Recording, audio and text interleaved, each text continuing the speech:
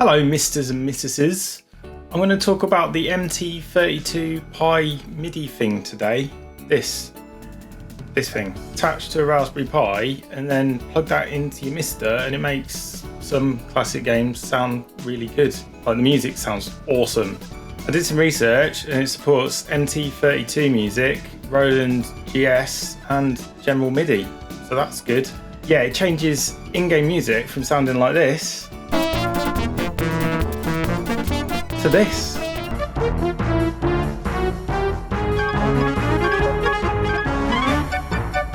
Yeah, I like it a lot. Let's have a look at it.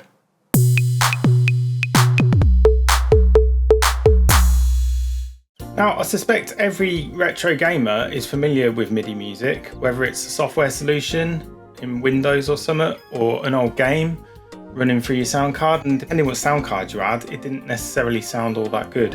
I remember the sound card we had in our PC, it was just a cheap one, didn't sound great, but to my ears as a kid, it was fine, played music. Now less common are dedicated synthesizers like the MT32, which released in the late 80s. Very popular in Japan as it happens. Now this thing, when you attach it to the Pi, kind of emulates the MT32 but with a bunch of extra features. An actual MT32 will set you back around 300 quid on eBay, so quite a considered investment. Probably a tad steep for all but the most dedicated MIDI enthusiast. So this more affordable alternative is a boon for anyone that wants to experience MIDI music in their games the way it was meant to sound.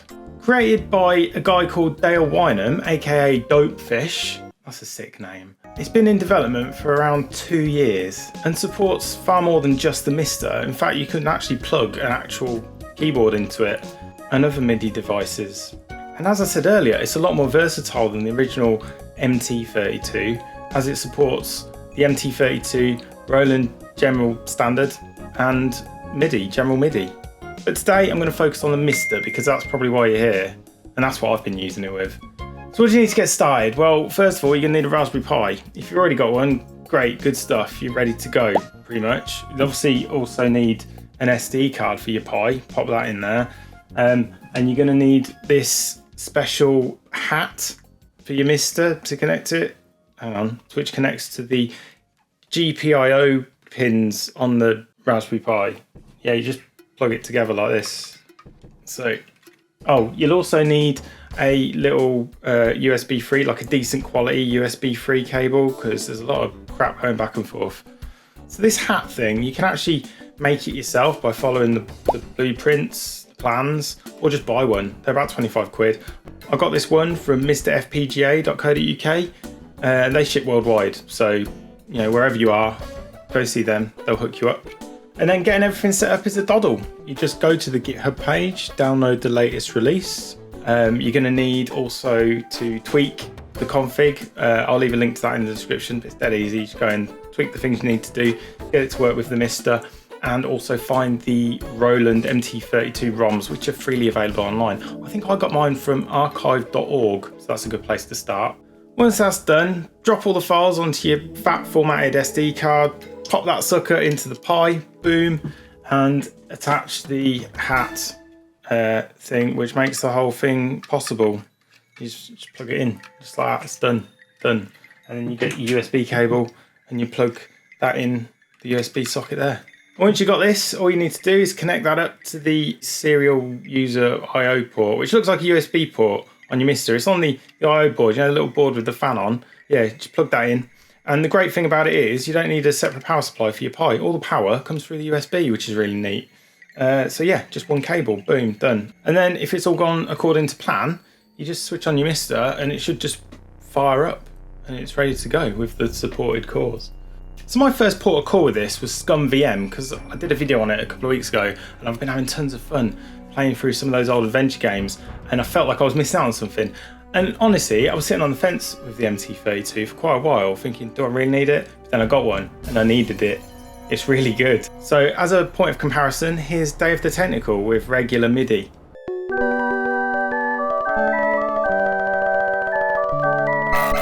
And now with the MT32 connected.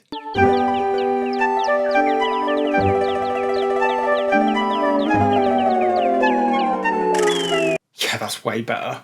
And there's Sam & Max with general MIDI output to the MT32.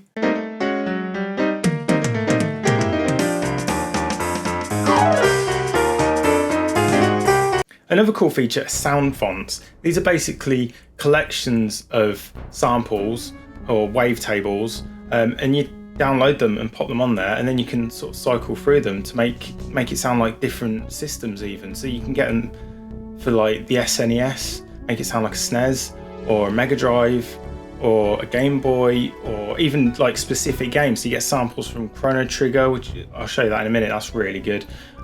Doom, all sorts of stuff. So yeah, have an explore that.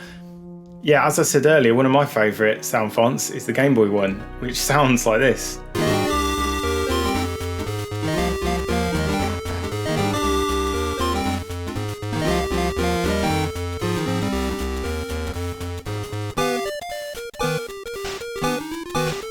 It just makes everything sound awesome. Well, awesome if you like DMG chiptune style stuff. This is Monkey Island with the venerable Timbers of Heaven.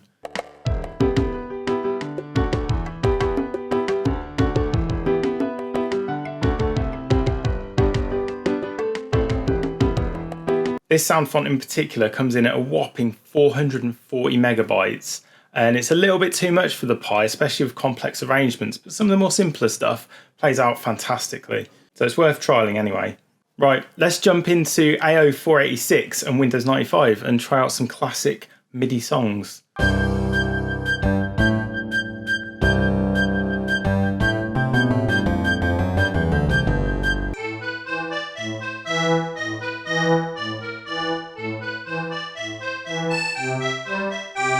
There's a ton of sound fonts available online, so just have a dig around, try them out and see which ones you like the sound of.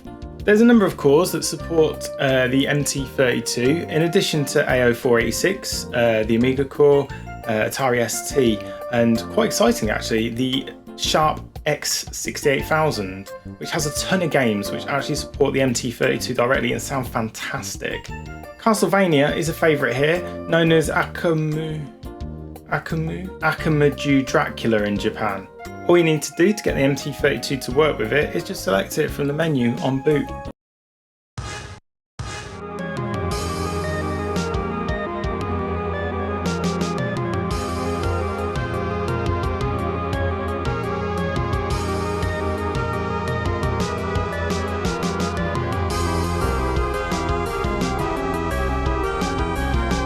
One of my go-tos is Gradius II. To get this working with the MT32, you just fire it up on the X68000, dig into the configuration menu and change, then change the module setting from internal to MT32.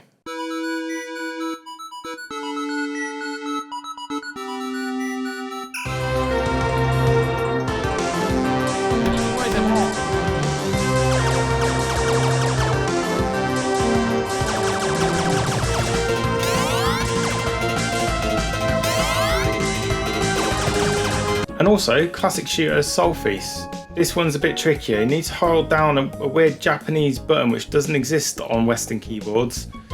So in order to get it to work with the X68000 core, you have to activate the virtual keyboard. And to do that, you just right click with the mouse when it starts up, and then find the right button. It's just next to the help key on the left of the help key, and you just hold that down while it's booting, and then it should boot up into MT32 mode.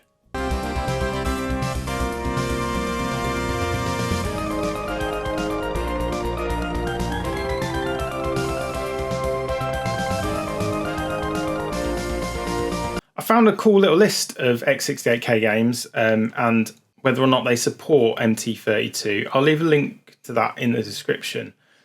It also has a bunch of stuff about little secret things in the games as well, which is quite interesting.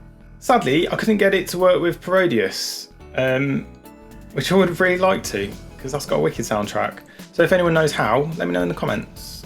So that's MT32 running on MiSTer, and as I said, something I was sort of on the fence with. Like, do I need it? What's the point? Will I get a lot out of it? And honestly, it's been so much fun just like digging into the games, especially ones like I know really well, like Sam & Max or Day of the Tentacle, and hearing them with just awesome synthesized music. Really awesome. So I'll leave you with Indiana Jones and the Fate of Atlantis. Oh, and subscribe to the channel, please.